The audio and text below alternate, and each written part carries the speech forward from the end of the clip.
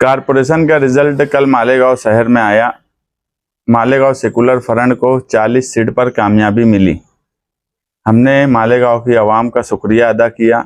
दोबारा मैं मालेगांव शहर की आवाम का शुक्रिया अदा करता हूं कि उन्होंने इक़्तिदार के लिए मालेगांव सेकुलर फ्रंट को चुना। अब 43 मेंबरान पर मेयर बनता है। हमारे खिलाफ एमआईएम पार्टी मालेगांव सेंट्रल में लड़ी, उनको 21 सीट मिली। कांग्रेस पार्टी को 3 सीट मिली। मैं मौजूदा एमएलए मुफ्ती साहब से गुजारिश करूंगा कि उन्होंने मालेगांव शहर का रुझान समझते हुए मालेगांव सेकुलर फ्रंट को जो इक़्तिदार के लिए आवाम ने चुना है उनका साथ दें और मालेगांव सेंट्रल का मेयर बनाया जाए।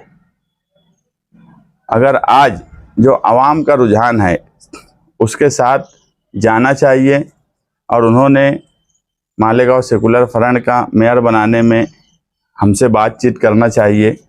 हम उनसे बातचीत करने के लिए तैयार हैं। फिर उनकी कुछ शर्तें हैं कि तो फिर क्या मामला है? देखिए, एक बात तो साफ है कि आवाम का रुझान मेयर बनाने के लिए मालेगांव सेकुलर फ्रंट को है, तो उस रुझान को हमें भी मानना है और उनको भी मानना है। बाकी बातचीत अगर वो करेंगे तो बाकी बातों से हर चीज़ का हल निकाला जाता है। बातचीत अगर की जाएंगी, हमारी तरफ से कोई शर्त नहीं है। हमारी तरफ से सिर्फ ये है कि मालेगांव सेकुलर फ्रंट को अगर इक़्तिदार के लिए आवाम ने चुना है और उनको कुछ 3 सीट कम पड़ रही है तो उसके लिए उन्होंने मालेगांव सेकुलर फ्रंट का साथ देना चाहिए।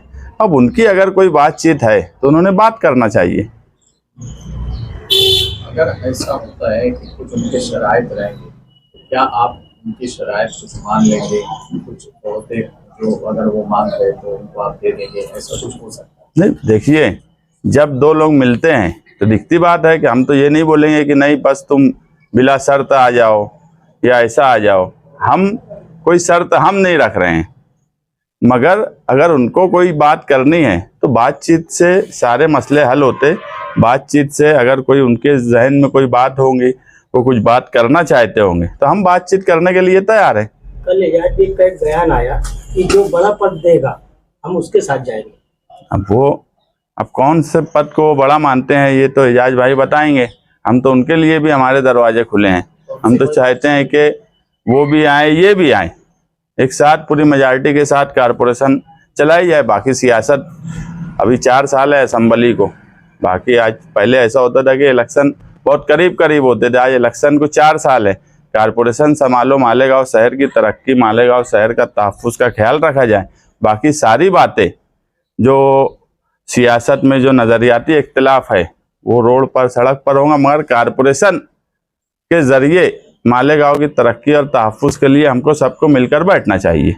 क्या शिवसेना को भी आपके साथ आने की आप दावत देंगे या फिर जैसा आप मुफ्ती साहब को अपील करें या आह्वान करें वैसा आप को भी करेंगे? मैं तो आज जो है मालेगांव सेंट्रल के ताल्लुक से बात सोच रहा हूँ कि मालेगांव सेंट्रल में जो पार्टियां हैं उनसे बातचीत करने की फ़िलहाल मेरी बातचीत है।